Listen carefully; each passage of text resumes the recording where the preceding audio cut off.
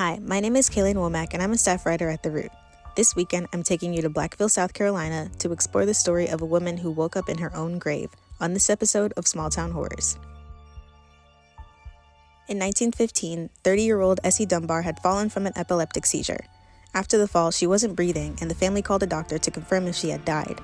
Dr. D.K. Briggs examined her and pronounced her as deceased after finding no signs of life. The family moved on with the funeral arrangements the following day, measuring her coffin, placing her body inside, and nailing it shut.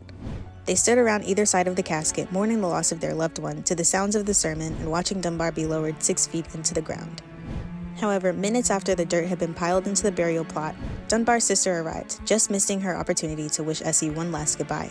She pleaded with the preachers to raise the casket and allow her to see her sister. They agreed with her request and dug Dunbar back up and unscrewed the coffin, but nothing could have prepared them for what happened when the lid was opened.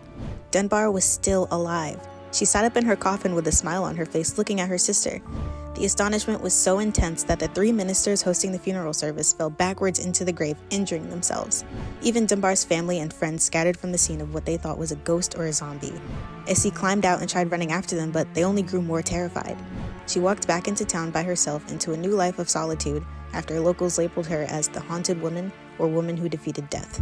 Dunbar lived another 40 years past her initial confirmation of death and took her last breath at 70 years old in 1962. Tune in next weekend to see which small town horror we visit next at theroot.com.